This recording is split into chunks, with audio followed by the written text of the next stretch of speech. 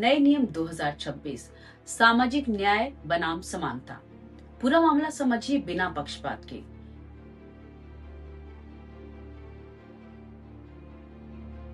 UGC यानी university grant commission Bharat की higher education का सबसे ताकतवर रेगुलेटरी बॉडी। लेकिन आज यूजीसी के एक फैसले ने देश के कैंपसेस को दो हिस्सों में बांट दिया है। एक तरफ वो लोग हैं जो कहते हैं कि ये नियम बहुत जरूरी थे, तो दूसरी तरफ वे लोग हैं जो कहते हैं कि ये नियम खतरनाक असंतुलन पैदा कर सकते हैं। और सच ये है कि दोनों पक्ष पूरी तरह गलत भी नहीं हैं। सबसे पहले समझते हैं कि यूजीसी आखिर इस मोड़ तक पहुंची कैसे। पिछले कुछ सालों में देश की कई यूनिवर्सिटी से जातिगत भेदभाव, मानसिक उत्पीड़न और आत्महत्या जैसे मामले सामने आए। इन घटनाओं ने ये दिखाया कि कानून होने के बावजूद कैंपस के अंदर कमजोर वर्ग के छात्रों को अक्सर सुरक्षित महसूस नहीं होता। इसी पृष्ठभूमि में यूजीसी ने 2026 में नए इक्विटी रेगुलेशंस लागू किए। मकसद साफ बताया गया कि एससी, एसटी और ओबीसी छात्रों को भेदभाव से बचाने के लिए एक मजबूत ग्रीवेंस मैकेनिज्म देना।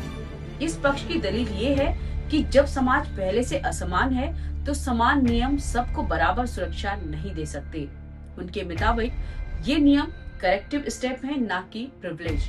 लेकिन अब आते हैं दूसरे पक्ष की तरफ। आलोचकों का कहना है कि ये नियम समानता नहीं बल्कि अलग अलग न्याय प्रणाली बना रहे हैं।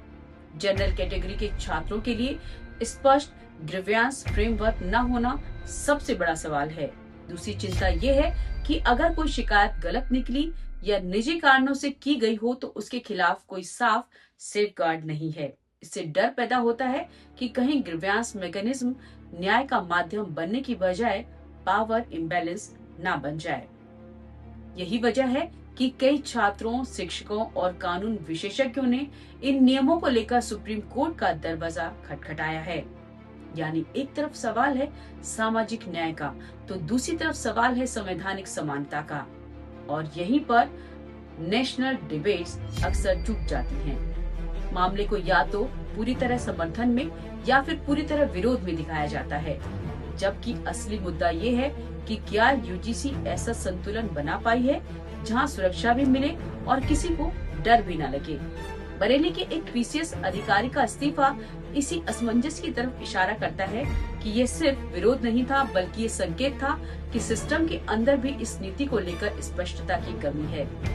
यहाँ साफ कहना जरूरी है कि भेदभाव खत्म होना चाहिए, लेकिन साथ ही न्याय प्रक्रिया पारदर्शी और संतुलित भी होनी चाहिए। अगर नियम डर पैदा करें तो शिक्षा सवाल पूछना छोड़ देती है, और अगर सुरक्षा न मिले तो शिक्षा बराबरी नहीं दे पाती। आज यूजीसी का ये मुद्दा किसी एक वर्ग की जीत या हार नहीं है। ये परीक्षा है कि भारत की हायर एजुकेशन संवेदनशीलता और संतुलन के बीच कैसा रास्ता चुनती है।